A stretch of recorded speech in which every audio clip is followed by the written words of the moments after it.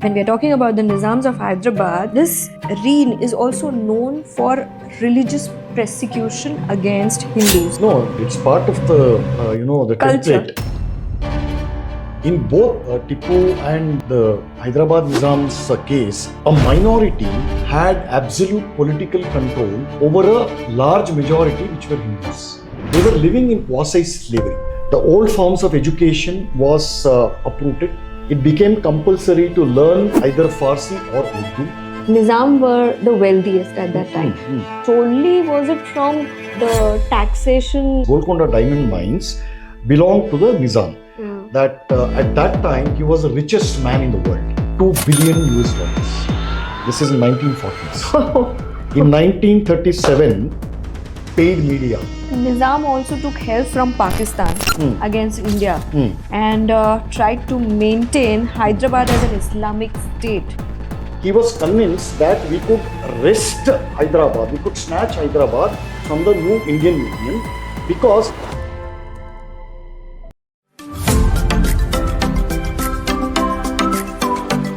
Hello everyone, welcome back to another episode of the Raavya Sarda podcast, and we have today Sandeep Balakrishnan with us.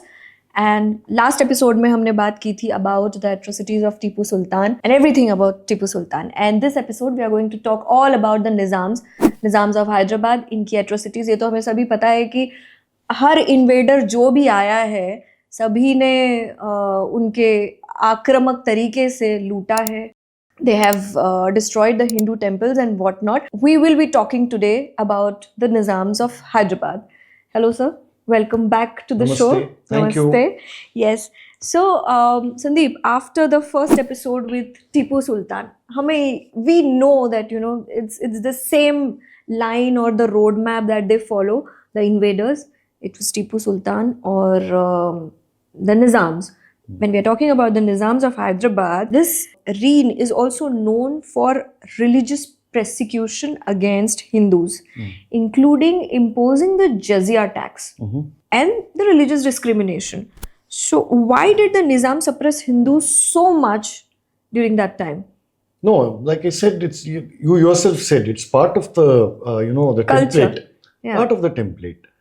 So, but in in both Tipu and the Hyderabad Nizam's case, a minority had absolute political control over a large majority which were Hindus. It's always been the case like that. Correct. Okay? So that is one point we have to keep in mind. And specifically with regard to the Nizam of the so-called Nizam dynasty, it is called the Asafahi dynasty or the Asaf Jha's dynasty. So it begins, the Hyderabad Nizam's history, that dynasty history begins with a guy called Asaf Jha. Okay. He was a general under Aurangzeb. And before him, his father, I forget his father's name, he served as some kind of a commander in a military post under Aurangzeb's father, Shah Jahan. And Asaf Jha's father, they migrated originally from Uzbekistan. And then they, his dad took service under this fellow, Shah Jahan. And he was one of the people who Shah Jahan appointed to supervise the construction of the Taj Mahal. Okay. So, यहाँ तक उनका roots है. And this guy, Asaf Jha, he was promoted as a military general by Aurangzeb. And after Aurangzeb's death, a lot of fight for the succession happened among Aurangzeb's son. It's a very brutal story, not really relevant to the present context. But eventually, Asaf Jha was a very shrewd man. So what he did was he did not take sides with any party. Among Aurangzeb's quarreling sons, he didn't take sides with any son. He just bided his time and then saw who would emerge as a victor, and then he would shift to that camp. So this kept happening even with with the infamous Sayyid brothers. There was a faction in the post-Aurangzeb Mughal court called very powerful Sayyid brothers. So this guy, Asaf Jah, he promised another guy who was opposed to the Syed brothers, ki, you give me this, all these benefits, then I'll support you against the Syed brothers. And he kept his promise. So Syed brothers were killed Okay. in an action which was headed by Asaf Jah. And the reward was that Asaf Jah was given the full Mughal territory of the Deccan, which included 6 major revenue districts. In today's terms, that is Bijapur in Karnataka, Gulbarga, what is today known as Hyderabad or Bhagyanagar, Latur in Maharashtra, also? Latur in Maharashtra, Nanded, Bidar. So and some parts in and around that Aurangabad, that belt, leading all the way up to Nanded is near Aurangabad. leading all the way up to Warangal. So it's very prosperous zone. So Asaf Jah, then he was nominated, elevated as a governor of the Deccan. Okay. By the way, the word Deccan or Deccan, it is a corruption of the original word Dakshinapatha. Yani Dakshin, south. So it's not an original Urdu word. And so that is the thing. He became governor of this place. And eventually, after Aurangzeb, Aurangzeb pretty much finished off the Mughal Empire. After that, it was a series of bloodbaths. All weak rulers, and they lost control. Delhi sultans pretty much lost control over the whole Mughal Empire. It's shattered into pieces. Then with that, Chhatrapati Shivaji Maharaj, he had become powerful. And after his death, the Marathas became a huge force. So he had to, this Asaf Jah also had to fight with, the Maratha, Balaji Vishwanath, Baji Rao, all these people. They were all, perpetually chaos basically in Deccan. But he had this unenviable, very powerful position. What he did when he saw that, this empire won't revive, will never revive, he stationed himself in Deccan and declared that from now on, I am the Nizam. Okay, that's how Nizam of Hyderabad. Yeah, so 1711 is when Asaf Jah became the Nizam, an independent. He called himself Nizam, which means ruler, emperor, monarch, whatever. तो वहां से ये निजामों का राज चलता है, and all the way till the last Nizam of our own time, मतलब in the previous century, his name is Mir Osman Ali. So आपका हैदराबाद का जो निजाम है, he was the last Nizam, Mir Osman Ali. Mir Osman Ali. Okay. Tell me something, as you mentioned that, there was a bloodbath. So these rulers, ये तो मारते ही थे, weak, rulers को, but then they used to also kill their own bloodline for power. Entire Muslim history of India, there has not been a single Muslim dynasty which has had a bloodless succession. Okay. True. So after Qutubuddin Aibak, he is regarded as the first Sultan of the slave dynasty or the Mamluk dynasty in Delhi. After he died, his slave Iltutmish, he became the Sultan. And on his deathbed, Iltutmish declared that his daughter Razia, she would be the Sultana. There's a terrible movie called Razia Sultana. At that time, it was the most expensive movie made in 1983. Big flop. So the director, I think he died heartbroken. So it is a whitewashed kind of a thing. And she was killed. She was Razia killed. Sultan. Yeah, she was killed. Brutally killed. Okay. Because she fell in love. She had an affair with with her own horse trainer. Okay, so this horse trainer, I think he was originally a black guy, converted Muslim from Abyssinia, Africa. Okay. So she fell in love with him. Both the lovers were murdered. So, and then after that, in a span of 10 years, cousins killed each other, uncles killed their nephews, brothers killed each other. In a span of 10 years, Delhi had about 6 sultans. Then a guy called Balban, he installed his own son-in-law as a puppet, and then he had him murdered. So this is the rule. It is not the exception. Come to Akbar. Akbar's own son, Jahangir. He revolted against this guy. Okay. According to one account of history, the reason why Anarkali was killed so brutally, imagine yourself being buried alive in a wall.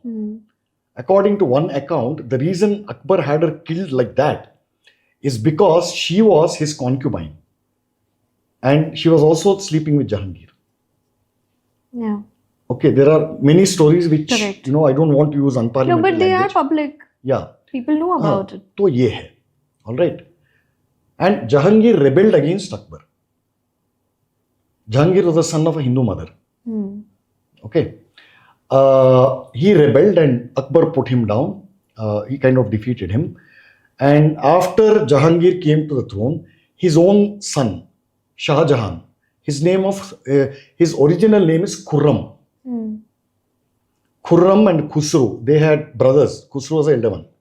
They had a long-lasting, fight for the throne. Who will succeed the father, Shah Jahan. And Khurram raised an army and went against Shah Jahan, and he was put down. And after Khurram became the king, he had his own elder brother Khusro blinded. And we all know the story of how the great Saint Aurangzeb, his bloody paths to the throne, he imprisoned his own father. Correct. कि आपका बीवी का कब्र देख के आप अपना बुढ़ापे को आप you finish your thing. He murdered all his own brothers. So this is a rule of dynastic succession. There is no rule for power. Yeah, there is no rule for power. Power is the only rule. Yeah. So the same thing happened with the post-Mughal thing. This is how successions have always happened. Not here. Take the case of Ottoman sultans. Mehmet IV. How did he come? He was not of royal blood. He was the son of the sultan's concubine or some maid servant or something. Yeah. So the most ruthless, the most heartless, the most brutal guy, the most unscrupulous gets to sit on the throne and uses the same qualities to sit on the throne. Alauddin Khalji, he had his own uncle murdered. Uncle cum father-in-law. Wo chacha bhi tha, father-in-law bhi tha. Father-in-law. So this is Muhammad bin Tughlaq. He killed his own father, Ghiyasuddin. Yeah. There is no rule. It's just power. This is the only rule. So post Aurangzeb, his sons, his grandsons, they all fought. So this man, he saw that, this is a good time for him. Asaf Jah, I'll become Nizam. So he became Nizam. So wahan se aata hai, then after Asaf Jah, his own sons again began to quarrel. Then another, some Jung, he came. He called himself as Asaf Jah II. He became the Nizam. So all the way, this continued all the way till this man, Mir Osman Ali. So I think, you have questions about him. So where there is power, there is no humanity actually. There's no rules, there's nothing. It's just, as long as I'm on the throne, it's mine. Everything's mine. So this man, he became the Nizam at the age of 25. Mir Osman Ali. Mir Osman Ali. Mir Osman Ali the fourth, basically. Or Asaf Jah the seventh. They called themselves as this Asafi Vansh ka Vanshaj jo hai. So this Mir Osman Ali, he became the Nizam on 29th August 1911, and he had to abdicate power. He had to give up his power in 1948. So look at the length of his rule. 1911 to 1948. That is 37 years. All right. And he ruled this Nizamhood of Hyderabad. And Mir Osman Ali was widely considered as one of the world's wealthiest people of all time. We will get into those details in a bit. Now, when by the time Mir Osman Ali came to power, about 1911, by the mid 18th century. So Nizam of Hyderabad was also a contemporary of Tippu and Hyder Ali. So his ancestors. So by that time, the British East India Company, was pretty much eating up all the rulers in India, Right. including in South India. They formed, they bet the Nizam for all, this. You have to read the, glowing accounts written by the Nizam's chroniclers and their court flatterers and all that, कि सारा जहां में तुम्हारा जैसा कोई सुल्तान नहीं है, ये वो, all those pompous titles they give his court chroniclers. But the reality is that after Asaf Jah, every Nizam who came after him, they never waged a single war or they never won any major war. Okay. They were pakka opportunists and they used the full might of the state to bleed the majority Hindu people by imposing extortionate taxes and by forming loose alliances with various chieftains, both Hindu and Muslim, in what is known as Deccan.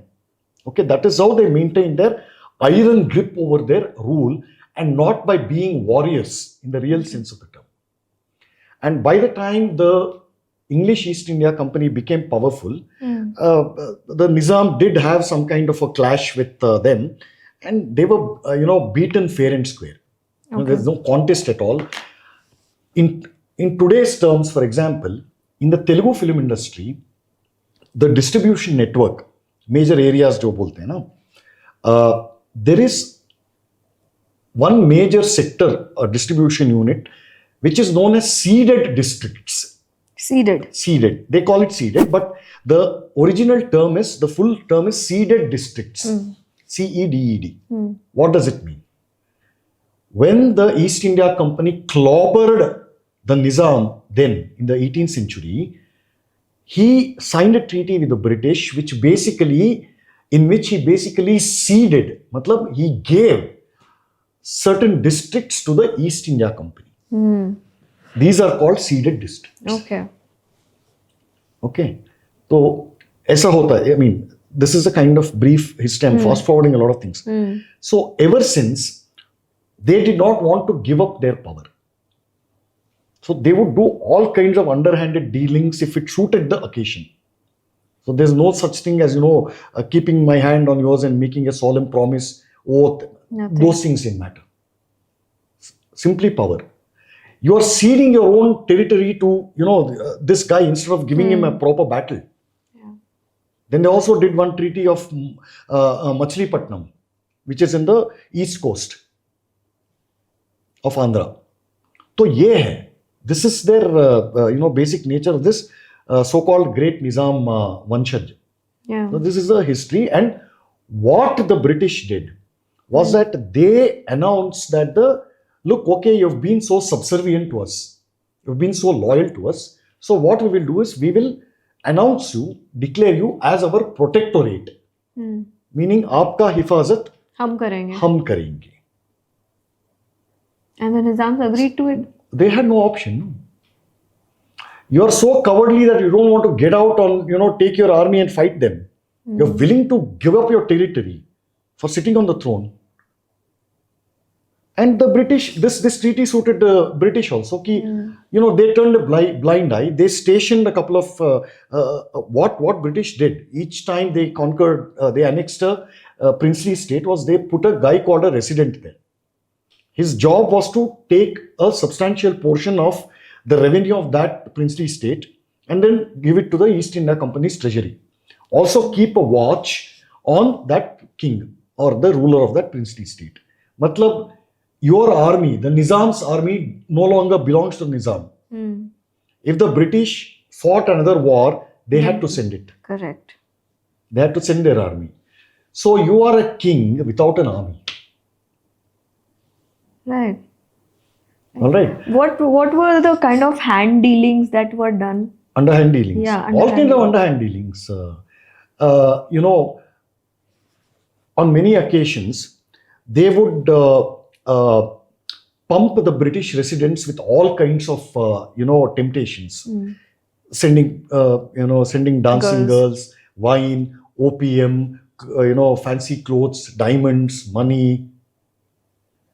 आप सोचिए, at that time, a career in India, a stint in India was considered a young man from a lower middle class family in England.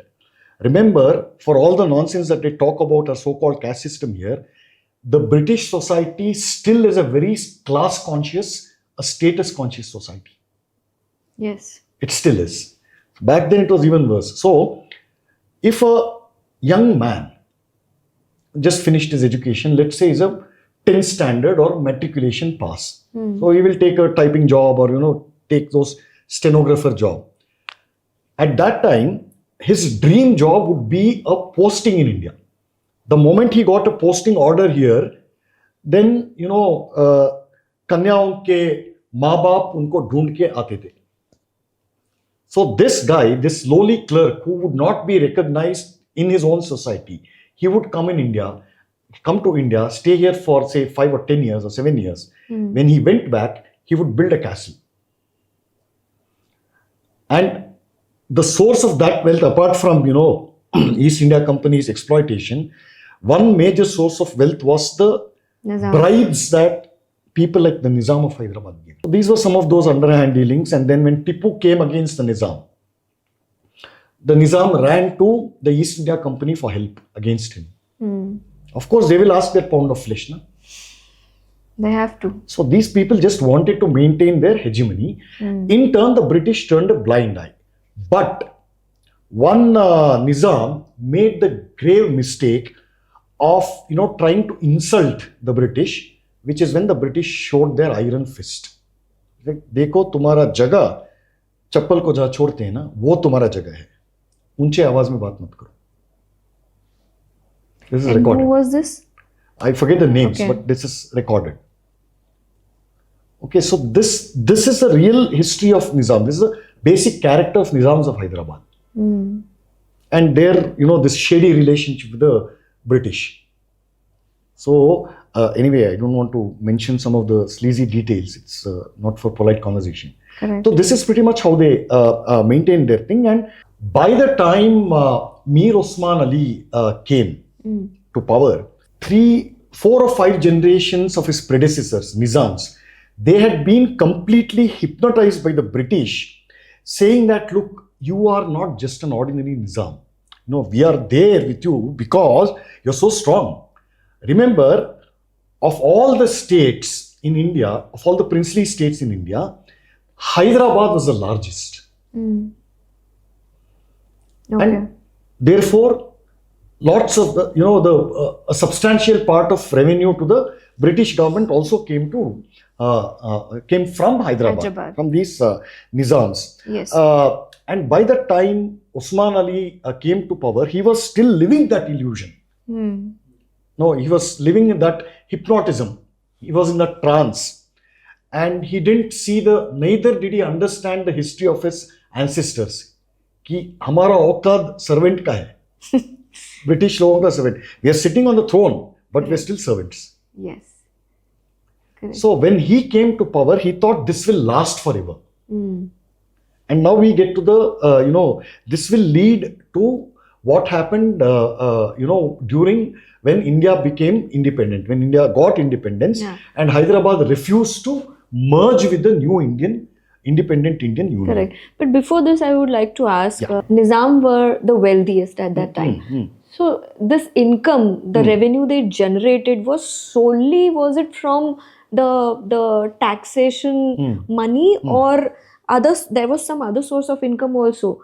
Like, all we know is that wealth came from sole taxation and mineral resources. Yeah. But was there any other source of income for them? 2 major sources of income.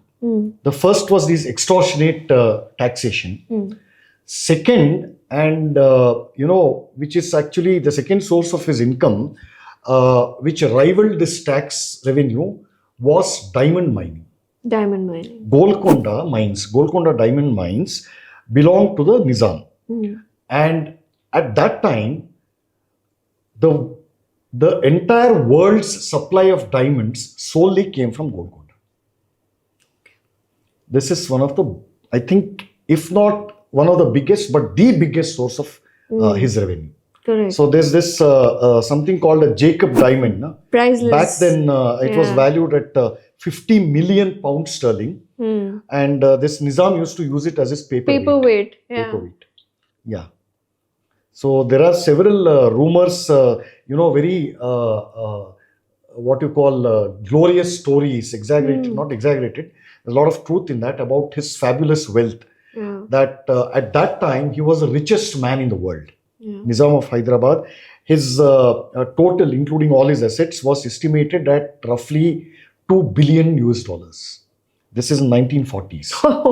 In 1937, Nizam of Hyderabad, आजकल जो बोलते हैं ना paid media, उसी time में इन्होंने paid media का एक कांड किया था. He bought himself a cover page story of Time magazine in 1937. 1937. He was featured on the cover of Time magazine. So this was Nizam. Apart from that, he also, used to gift, diamond jewelry, all sorts of, rubies and pearl necklaces to Queen Elizabeth, who was still not Queen Elizabeth back then. So when she got married, he presented her with all these jewelry, and it was rumored that she wore a necklace known as the Nizam of Hyderabad necklace, even when she died, till she died. Oh. So this is the Nizam of Hyderabad's wealth, and he had his own mint. He printed his own currency. Back then, it was known as the Hyderabad rupee. Extravagance, what we call. Okay. Imagine Jacob Diamond using, as a paperweight. And apart from that, there is one infamous or famous story which says that when Nizam was finally, he had to surrender, as a preemptive measure to safeguard, whatever remained of his wealth, he hired one entire freight train to transport his jewelry to Pakistan. Oh. So this is a rumor. I don't know how far it is true, but it was widely reported in those old papers. You can dig out the archives. The landless laborers they were living in quasi-slavery. Most of these majority were Hindus. They were living under quasi-slavery. The old forms of education was uprooted. It became compulsory to learn either Farsi or Urdu. Traditional institutions were dismantled. It was essentially slave rule. Okay, and in all key administrative positions, Nizam had put his own men. And he had also made some opportunistic alliances with a lot of these Hindu chieftains, local rajas. They are equally to blame for the fate of this whole Nizam of Hyderabad's misrule. They're equally to blame for that. They were complicit in a sense. So this is a brief picture of the Nizam of Hyderabad's rule. But this man, Nizam, had 7 official wives, out of whom he got 34 official children, and he maintained an extensive harem which is as big as Kormangla.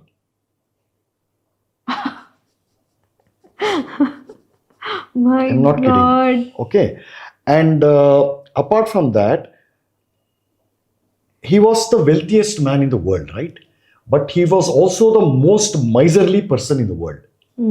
I highly recommend everyone to read Mr. K. Munshi's book, Reminiscences of Hyderabad Days or something. You have to read that for a graphic description of this man as he saw him in 1948 or 47. So Munshi was stationed there for about a year or less than a year to oversee the merger. So he went on foot, he collected intelligence, and it's a very beautiful book actually, very eye-opening. So he describes, gives us some great anecdotes about what a fantastic miser this Mir Osman Ali was. Oh my God. Apparently his daily routine was to get up from bed, and then for his morning tea, he would go to the garden in his palace, and there he would sit on a dilapidated chair, and in front of him was a large teapot, a table for tea, whatever. Correct. And two toasts of bread would come and chai would come. And on his table, it was filled, it was sprinkled with all precious metals. The tablecloth, uske upar, all precious metals, cut diamonds and jewelry and other things. And tea would come. Every morning he would spend hours together simply gazing at that table. All that, this all belongs to me. Yeah. And then birds, pigeons would come.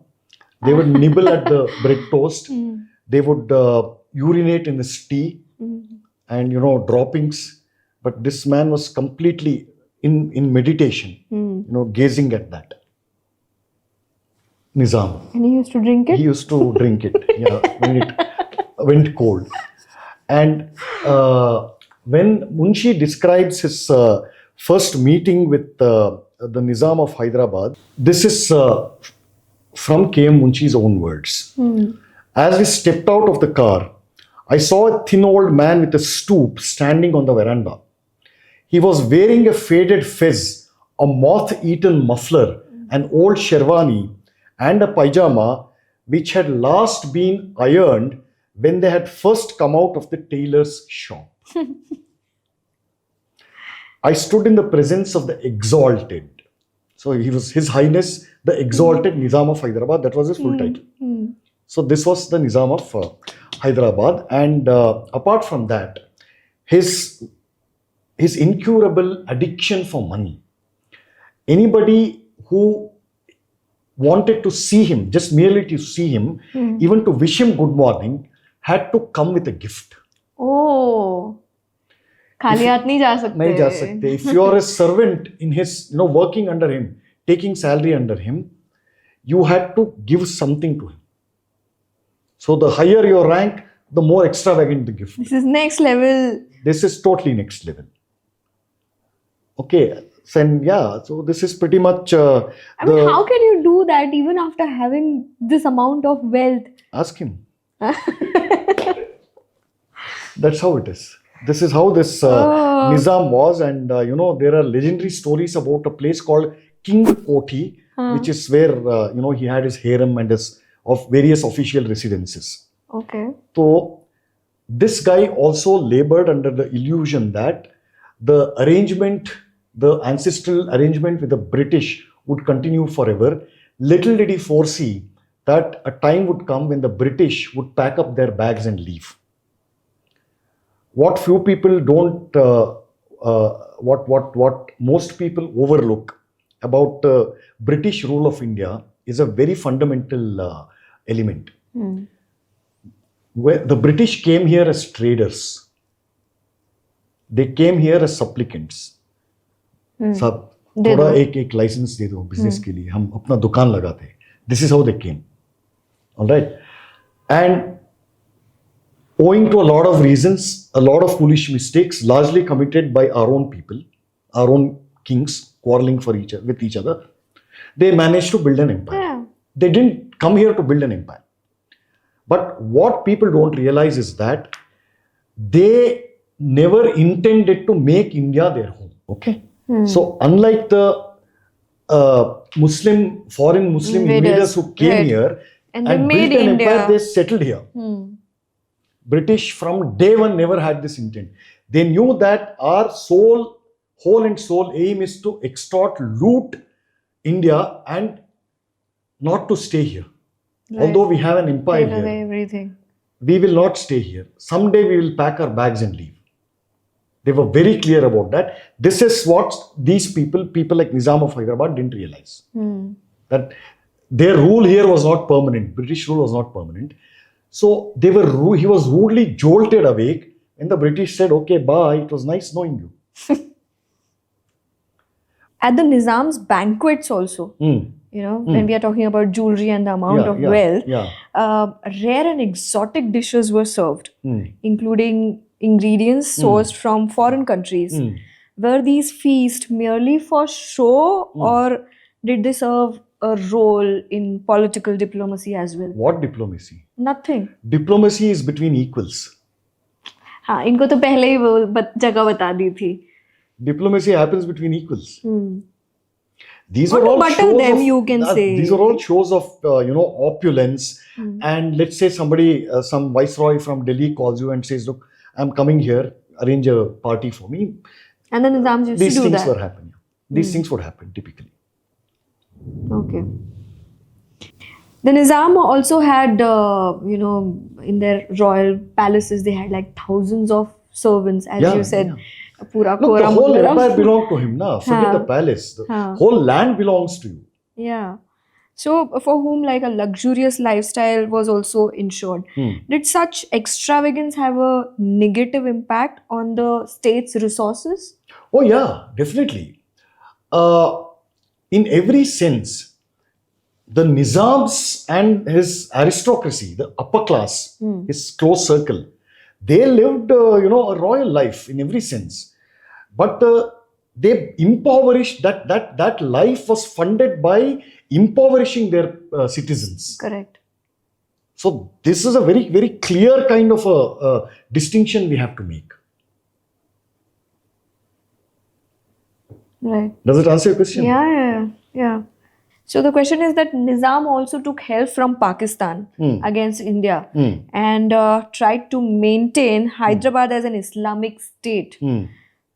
Was this an attempt at a religious war against India? Because they were very wealthy and they were very clear that they do not want, to be part of India. इनको तो separate ही चाहिए था ना state उस time पे. They were that wealthy at that time, right? Okay.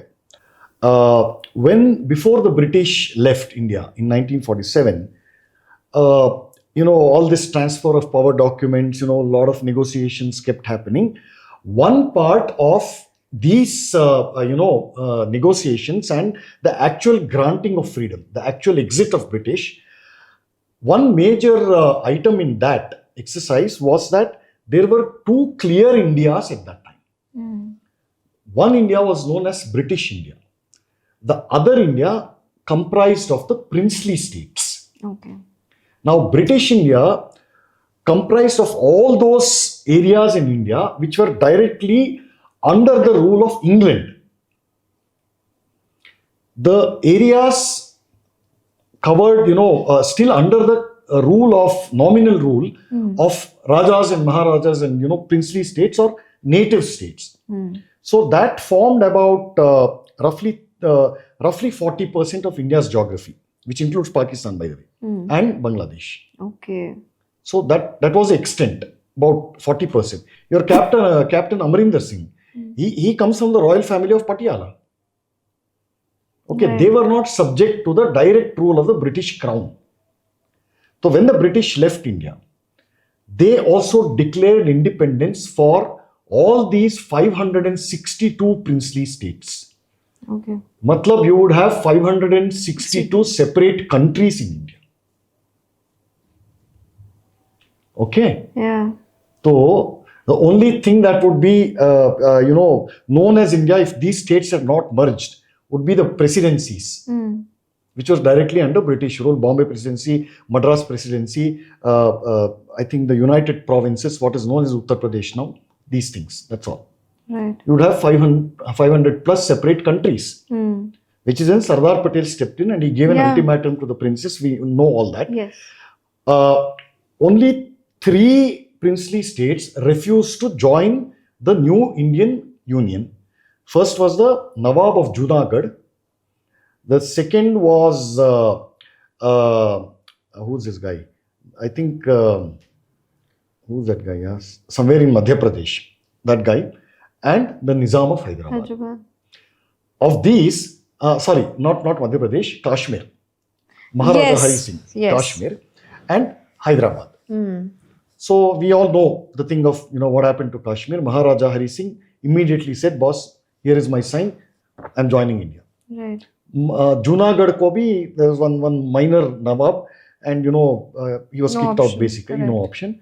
Hyderabad, because it was also the largest princely states in terms of area, and it was also in such a strategic location.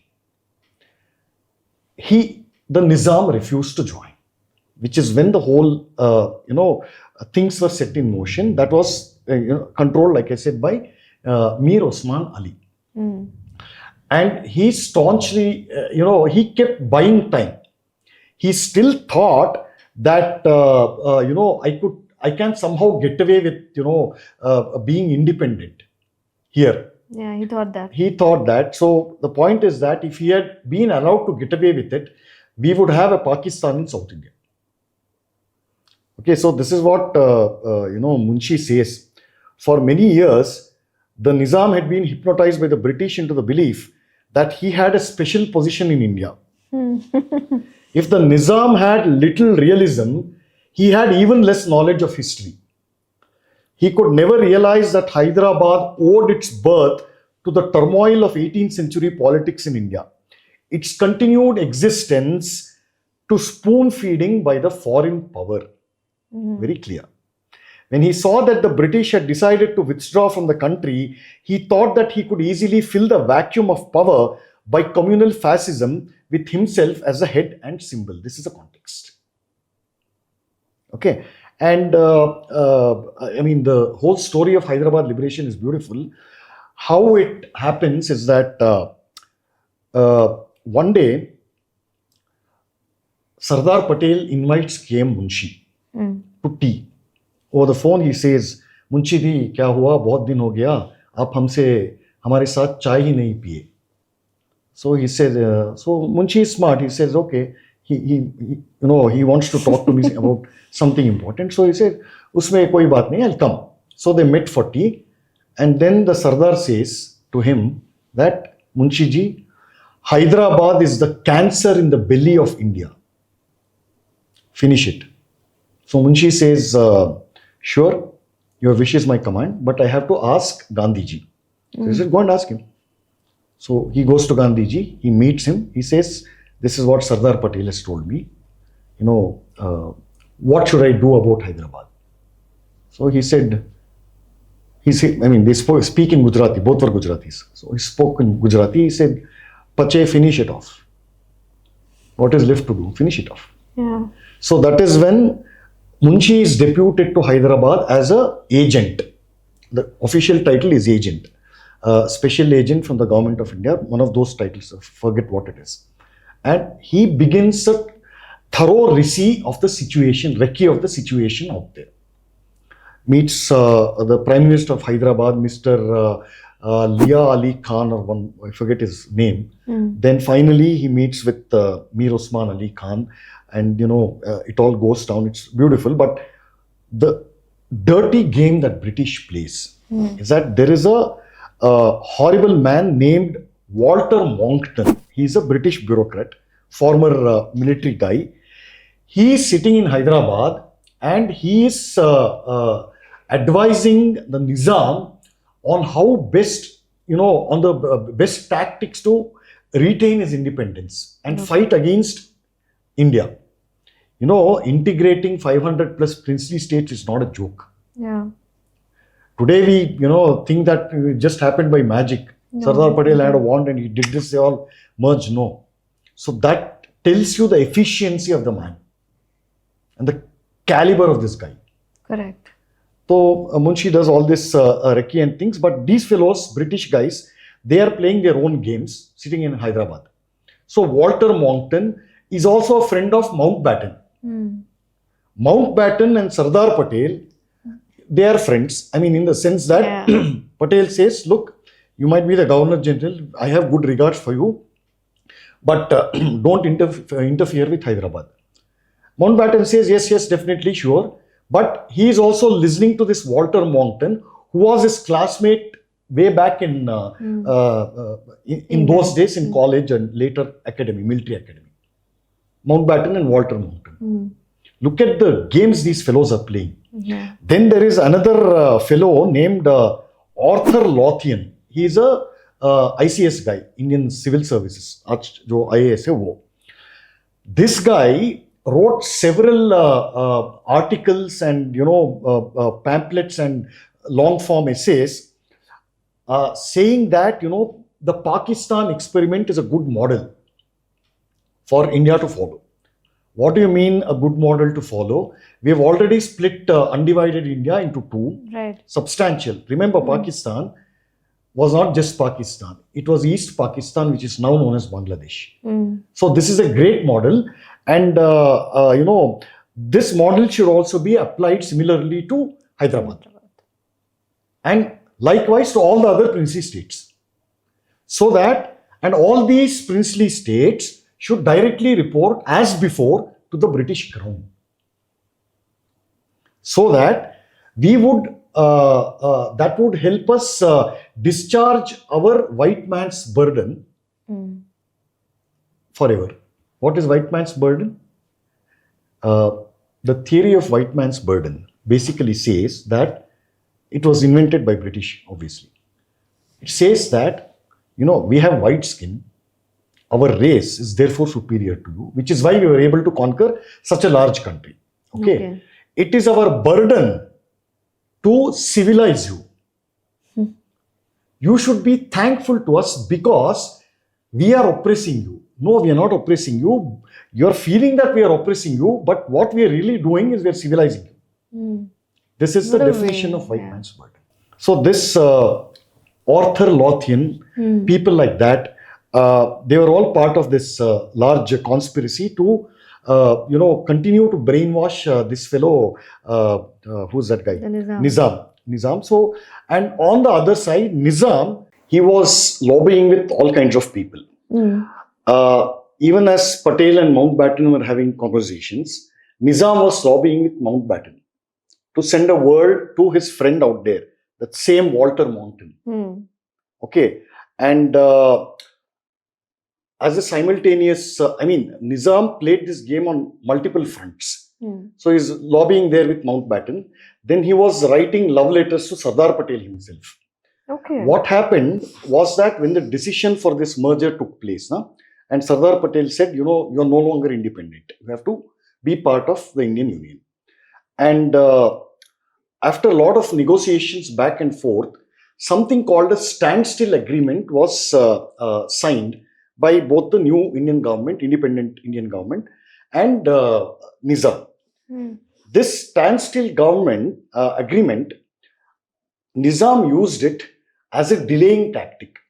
I'll get back to you on this.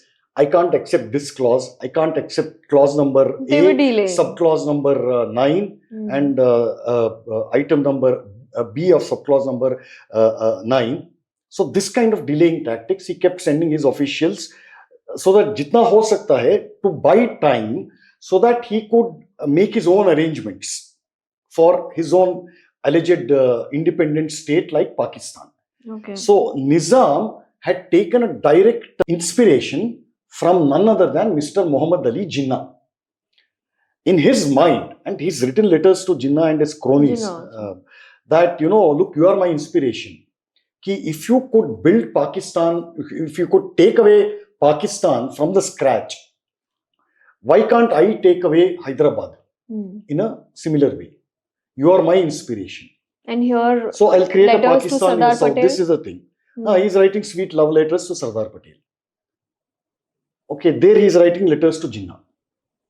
So he's playing his own game. So if that is on one side, and this is all is, all the while he was doing this delaying tactics, by bringing up all kinds of frivolous objections to the so-called standstill agreement. Apart from that, Nizam also set up several independent radio stations. Back then, you didn't have TV. So these were all government propaganda machinery, all these radio stations, to drum up support from the Muslim community and even Muslim powers abroad. Apart from that, one of Nizam's sons or grandsons or somebody in his immediate family, he married the daughter of the Caliph of Turkey back then, former Caliph of Turkey. Okay, he was doing this, drumming up support from there. He was also, smuggling arms and ammunition and weaponry from various parts of the world. A very notorious arms smuggler named Sidney Cotton. He was based in Australia. Originally, I think he was from Germany or something, or England, but he had settled in Australia after World War II. So Sidney Cotton, he was using his private aircraft to smuggle weapons into Hyderabad. Of course, paid for by the Nizam. And another channel was the economic channel that Nizam had set up. So he wanted to, according to that, he wanted independent trade relationships between India, Hyderabad and Iran, Hyderabad and Egypt, Hyderabad and UK, Hyderabad and USA, Hyderabad and Canada. Okay. But kya fayda? And a large amount of Nizam had collected a large amount of foreign currency, which was back then the most powerful currency was a pound sterling. So he had amassed truckloads of currency notes, sterling pound notes, and he had kept this substantial amount of money with his own agent at Hyderabad, and that agent was an official reporting directly to the government of UK. So look at the levels at which this fellow was, playing. Then he was bound to, And apart from that, he had also given orders to various countries, European countries, for purchasing fighter jets. Fighter jets? Yeah. In his mind, the Nizam, Hyderabad was an independent country, na? So before officially declaring full independence, he was preparing himself. You have to prepare for war, right? You think Sardar Patel will sit quietly? So he was doing all this. And then what did Sardar Patel do? Multiple fronts he was playing this. And on the industrial side, overnight he nationalized all the private businesses that were operating for at least 150 years in Hyderabad, in his territory. The biggest and the most powerful industrial house that he forcibly took over was none other than Tata and Sons Limited. He bulldozed his way into Tata and Sons Limited. And then there was something called the Deccan Airways back then. Not Deccan Airlines, that Captain Gopinath owning. Something called Deccan Airways back then. And he started adding more aircrafts to the fleet of Deccan Airways so that Hyderabad could be directly linked by air with Karachi. And Chittagong, which was in East Pakistan, now in Bangladesh. Okay. So this was his level of planning. Apart from that, he also had to have ground force. As a result, what he did was that he sent out his messengers across India to the Muslim community and began importing Muslims by the truckloads so that he could artificially inflate the local Muslim population. Right. And the message he sent after doing this, the message he sent to Sardar Patel was that we have this, so many lakhs of our Muslim, brethren, and if you take any stern action against them, we will unleash them against the local Hindu population. That actually happened. I'll come to that in a bit. So, this is what Munshi writes here. India could not have survived an independent and hostile Hyderabad, which was anchored to Pakistan. So, also if I may ask, the Nizam, during that time, Nizams of Hyderabad rule, the Razakars, a militia group, committed atrocities against Hindus and spread violence in many areas. So why did the Nizam promote the Razakars during that time? Yeah. I would have been disappointed if you didn't ask me this question. So the small chapter called the Razakars, whom Mir Osman Ali personally financed and supported from behind the scenes. Okay, that is I don't know, it is deception of the highest order.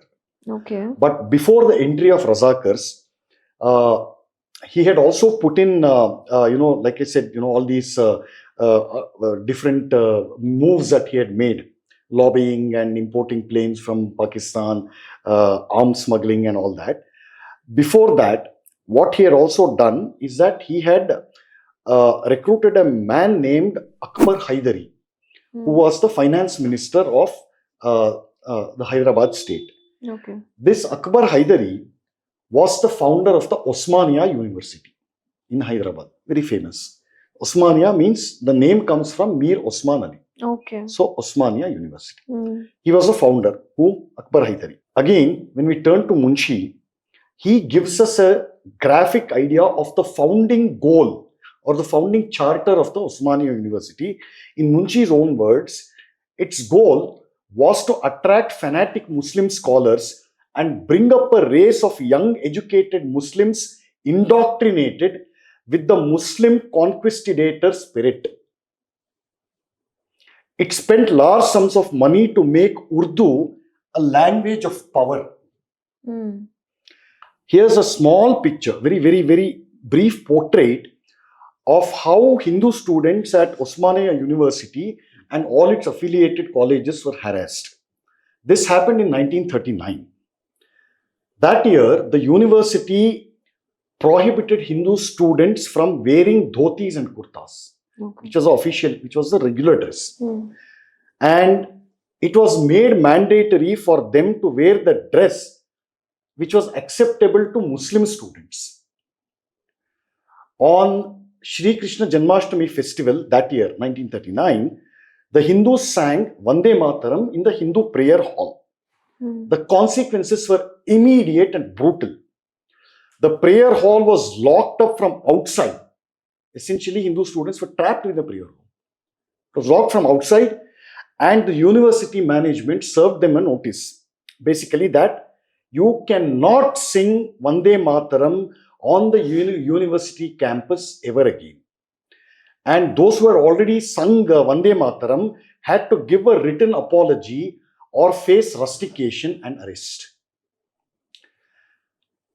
It did not stop there. This was followed by another government circular from the education department, which banned the singing of Vande Mataram not only in the campus but throughout all schools and colleges in Hyderabad state. The final result was as follows. About 1,000 students were expelled from various schools and colleges throughout this Hyderabad state. Okay? If this is one side of the harassment, here is the other side of the harassment.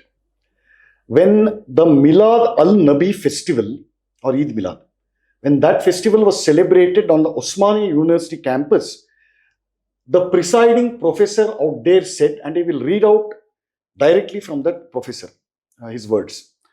I am pained to see the inertness among the Muslim students when there still exist 22 crores of Gobar Parast, meaning dung worshippers, in this country. This was on campus by a professor. Okay. By the way, you know who the great finance minister Akbar Haidari is? He is the great grandfather of a film actress named Aditi Rao Haidari. Oh. And Aditi Rao Haidari is the maternal cousin of Mr. Amir Khan's ex-wife named Kiran Rao. So these are all connections we have to figure out. Not only that, Nizam also banned the circulation of the Indian rupee in his territory. So, even as Nizam was doing all that, neither Munshi, who was stationed in Hyderabad, like I said, nor Sardar Patel were fooled by his delaying tactics. Okay, he kept on humoring them, but his focus was very clear. He said, Hyderabad belongs to independent India, whether Nizam likes it or not. It belongs to India. So we'll do everything what we are doing, what we have to do. But let's humor this guy with as little bloodshed as possible. Integrate it non-violently, like other princely states. But if push comes to shove, we won't hesitate to use force. So eventually, as Munshi kept reporting back to Sardar, Sardar said, he realized that what is that Hindi proverb? Baaton ka bhoot something, no? What is that? Laton ke bhoot baaton se nahi So, yeah, mante. that thing. So he realized that, and he, kept ready for a police action. And then the Nizam also realized what he was really up against. And that is when he called a man, a complete bigot, a violent fanatic named Qasim Rizvi or Qasim Razvi. And this is how Munshi describes Qasim Razvi. Qasim Razvi appears like an imaginary hero of some medieval romance. But unfortunately for the people of Hyderabad and for India, he was only too much alive. It's very, very subtle, punch. And Qasim Razvi hails from, around the region of Aurangabad, originally from Maharashtra, who moved, he studied law, he became a lawyer and began to campaign for all these, jihadi causes, for the cause of Pakistan and the Muslim Brotherhood and all that. And he was convinced, and when he moved to Hyderabad, he was convinced that we could wrest Hyderabad, we could snatch Hyderabad from the new Indian Union, because in his mind, he was destined to be a crusader for the re-establishment of the grand Mughal Islamic Empire all over India.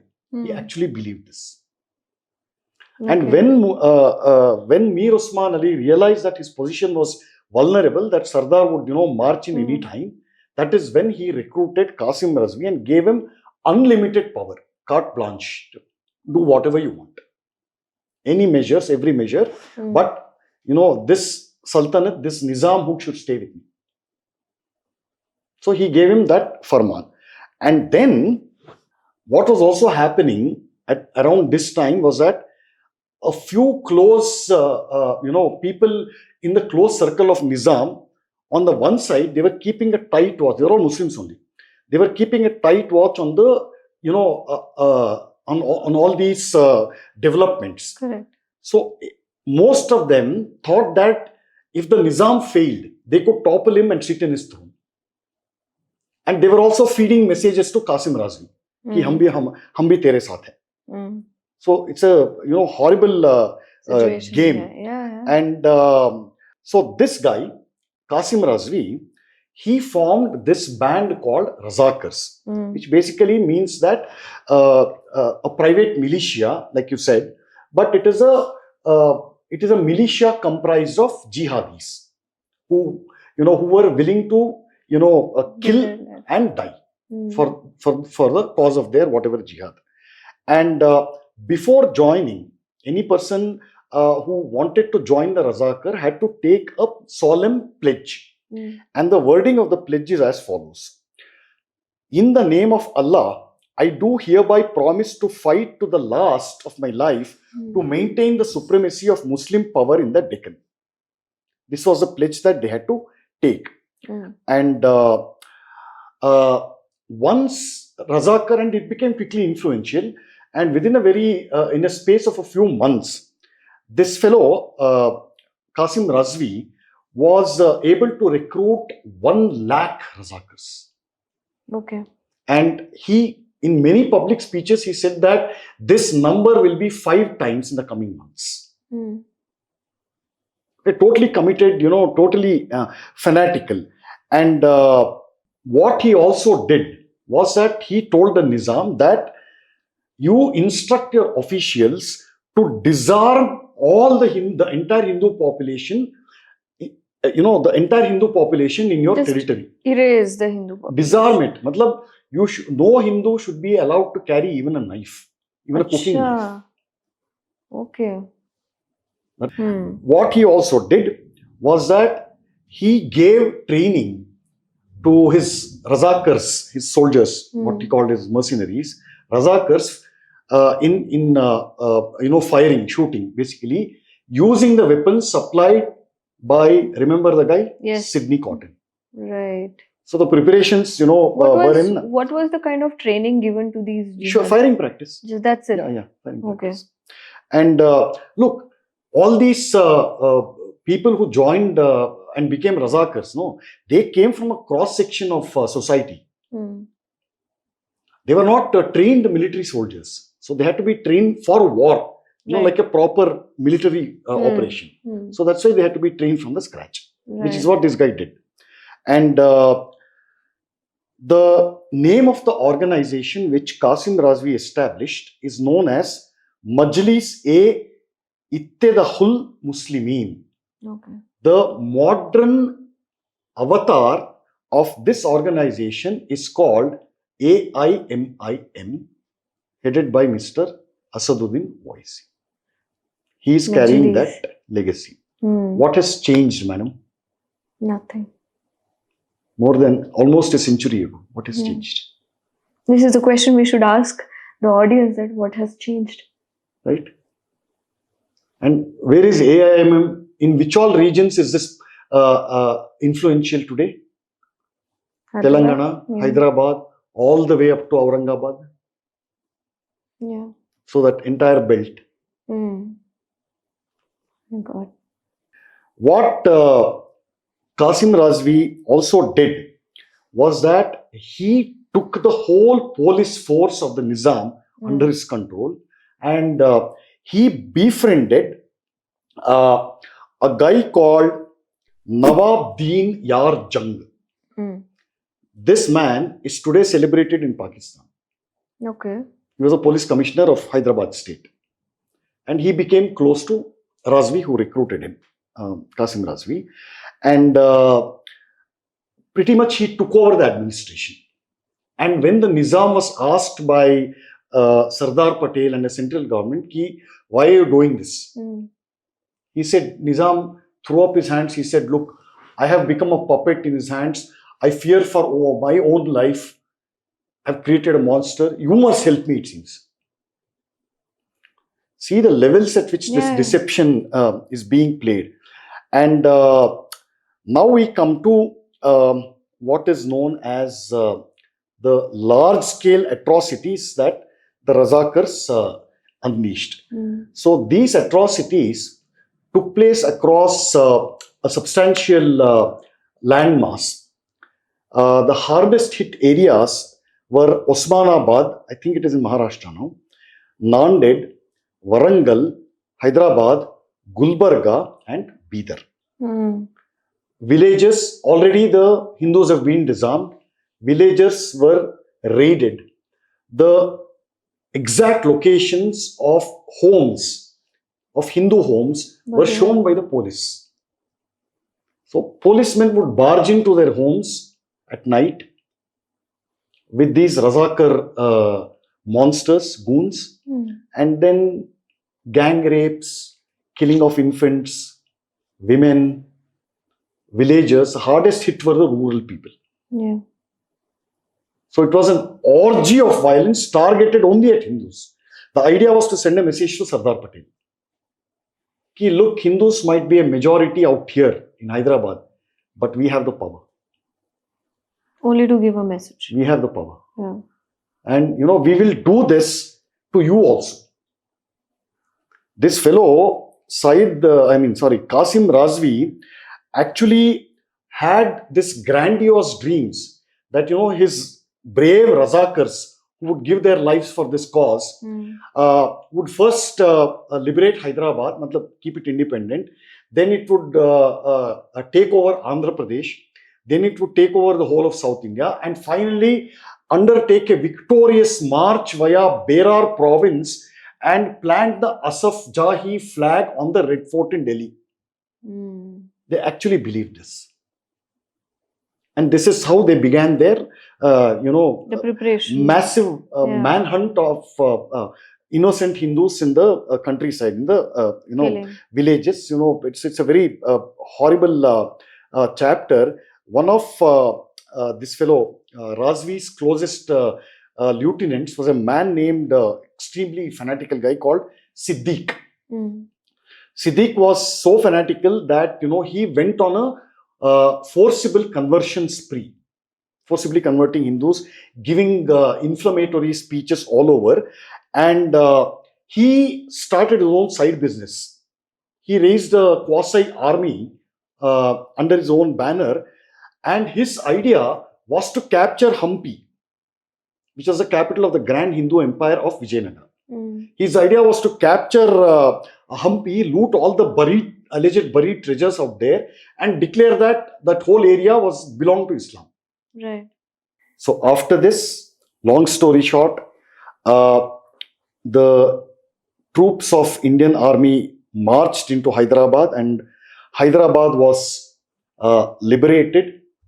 And there is an iconic picture of the Nizam of Hyderabad greeting Sardar Patel with his head bowed and his hands folded in a spectacle of meek and abject surrender.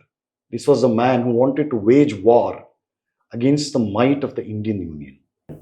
The exact details, the brutal, on-the-ground details of the kind of atrocities that Razakars, inflicted on helpless Hindus is recorded in detail, in graphic, painstaking, painful detail by none other than the former Prime Minister of India, Mr. P.V. Narasimha Rao. Oh. In his book, The Insider. Read it. Because Mr. Narasimha Rao, in his youth, was involved in a physical fight against the Razakars, guided by his guru, Ramananda Tirtha. So, with that, we can close this heroic chapter of the liberation of Hyderabad from the clutches of the Nizam. Yes. Any other questions? No, sir. No. I mean, it was, like watching a movie and then you're speechless. You have no words. So, what do I say now? That's one thing. But it was extremely interesting conversation, and where you shared all the insights about the Nizam rule. I hope, as I'm the first one, I mean, this is the first time I came to know about all of this. There must be people like me. मेरे जैसे कई लोग होंगे जो पहली बार ये सब सुन रहे होंगे. And I hope they all watch this podcast till end. Correct? Too many atrocities, and still I think India is the only nation. इतने invaders आए, we are still, we fought back, we fought resisted. back. We have lived to tell the tale. Yes. That's correct. Thank you again, sir. Thank My you pleasure. for your time. Thanks for having me on your show. Yes.